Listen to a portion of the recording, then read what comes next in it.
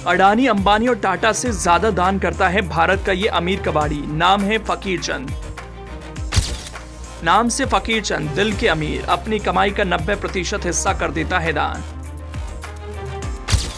मिल गया दुनिया का सबसे बड़ा दानवीर। कबाड़ी ने दान में जितना दान दिया, चौंकाने वाला है। भारत एक ऐसा देश है जहां आपको ऐसे ऐसे लोग मिलेंगे जिनके बारे में आप सुनकर हैरान रह जाएंगे। यहाँ जो व्यक्ति दिखने में छोटा या गरीब होता है वो दिल से उतना ही अमीर होता है। अगर आप दिल्ली के चांदनी चौक गए होंगे तो वहां आपने छोटी छोटी दुकानें देखी होंगी। उन दुकानों को देखने के बाद आपको लगेगा ये महीने में कितना ही कमा लेते होंगे, लेकिन आपको जानकर हैरानी होगी कि इनके एक दिन की कमाई उतनी होती है जितना एक बढ़िया सॉफ्टवेयर इंजीनियर महीने में कमाता है।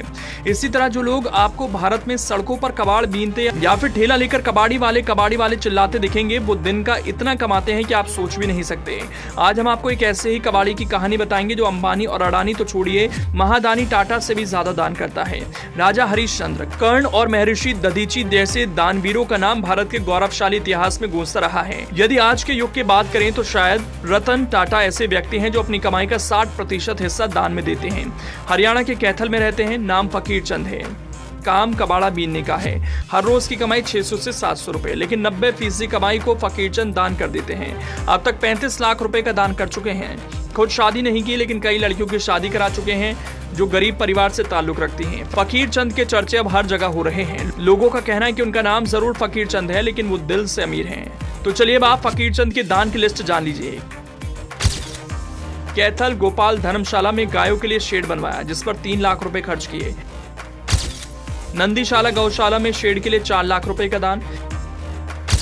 कैथल की नई अनाज मंडी के नजदीक बनी गौशाला को 4 लाख रुपए का दान। अरुणाए मंदिर पिहोवा में बनी कैथल वालों की धर्मशाला में भी 1,70,000 रुपए की लागत से शेड बनवाया। निर्माणाधीन नीलकंठ मंदिर में भी फकीरचंद अब तक 12 से 13 लाख रुपए दान दे चुके हैं। वृद्ध आश्रम कमेटी चौक में 2,30,000 रुपए की लागत से कमरा बनवाया। कैथल में मौजूद खाटू श्याम मंदिर में 3,60,000 रुपए से शेड बनवाया।